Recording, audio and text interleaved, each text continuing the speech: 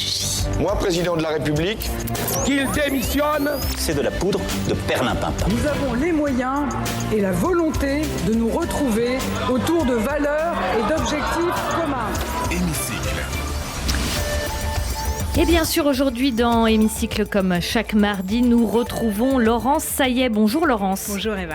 Alors Laurence Saillet, un slogan vous a particulièrement attiré votre attention, c'est celui de mettre l'économie à genoux, un péril pour les plus fragiles, dites-vous. Alors l'expression des syndicats, Laurence, mettre l'économie à genoux, pourquoi ça vous a choqué, puisqu'après tout, il y a un bras de fer?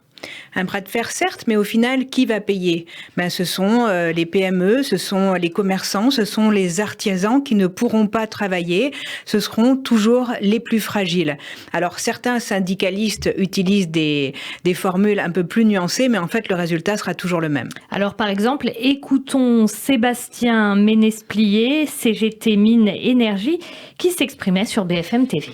Nous, c'est très clair, dès la semaine prochaine, on s'arrêtera que quand on aura gagné le retrait de la réforme des retraites. Donc nos modes d'action, elles seront débattues et décidées jeudi, le 2 mars, avec nos secrétaires généraux des syndicats.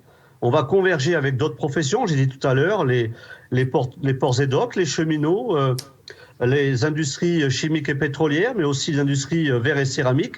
Et nos modes d'action, elles seront très claires. On va monter d'un cran.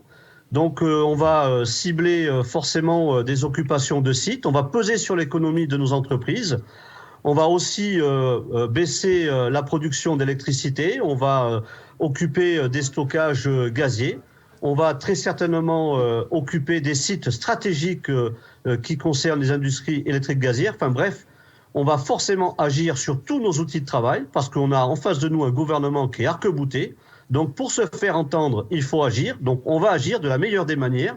Et puis, on va forcément mettre la France à l'arrêt. Parce que si c'est mettre la France à l'arrêt, vous l'entendez ? Alors, nous allons agir. Et oui, donc mettre la France à l'arrêt. C'est une belle formule, mais les résultats, comme je le disais, sont les mêmes, parce que pour une PME ou un commerçant, une journée de France à l'arrêt, c'est une journée où il n'y a pas de chiffre d'affaires et toujours des charges qui restent toujours les mêmes. Ce matin, on a vu des marchés où il n'y avait personne pour acheter.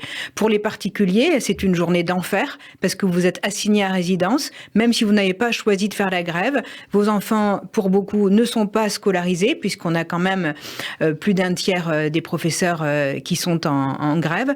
Donc, vous ne pouvez pas sortir, vous ne pouvez pas travailler. C'est toujours cette France, en fait, où ces employés qu'on dit essentiels, qui, eux, vont faire des heures de trajet pour aller au travail, c'est toujours cette France qui ne peut rien dire et qui est toujours victime de ces mouvements sociaux. Silencieux, en quelque sorte. Alors, dites-nous, combien ça coûte exactement une journée de blocage ? Alors, il y a plusieurs hypothèses. Alors, l'hypothèse, on va dire, la plus optimiste, c'est 1 milliard sur plusieurs jours de grève. L'hypothèse la moins optimiste, c'est même 1 milliard par jour. C'est toujours difficile à évaluer parce qu'il y a des effets de rattrapage. Mais quand on sait que sur une grève qui s'annonce comme celle-ci perlée, on peut perdre 2 à 3 milliards, peut-on aujourd'hui se le permettre ? On a besoin de l'argent pour les hôpitaux, on a besoin de l'argent pour l'école.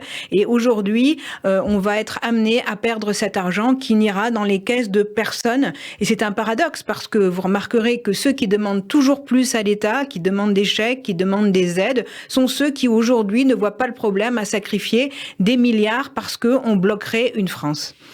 Alors, le gouvernement, est-ce qu'il peut céder sous cette pression ou pas ?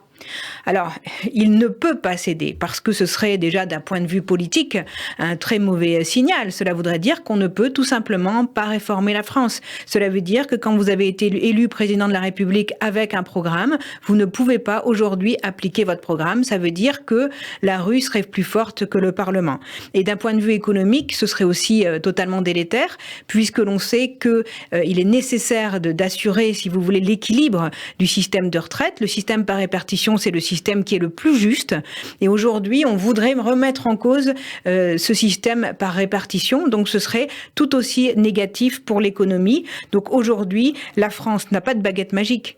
très clairement. Vous avez vu en Espagne, vous avez vu au Portugal, en Italie, pourquoi les autres seraient amenés à travailler plus longtemps et nous aurions une solution qui nous permettrait de ne pas le faire. La réalité démographique, elle existe et elle se confronte à la démagogie de tous ceux qui veulent laisser penser qu'on peut vivre plus longtemps en travaillant moins longtemps.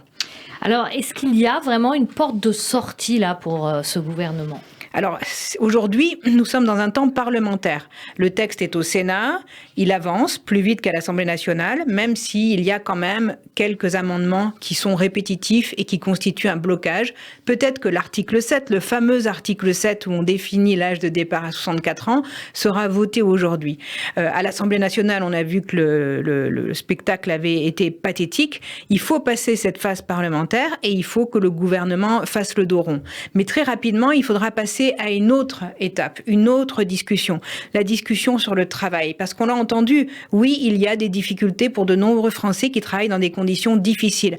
Donc il sera urgent pour le gouvernement, et il le fera dans la loi sur le plein emploi, de remettre au centre des débats la qualité au travail et une forme d'équilibre et de justice sociale.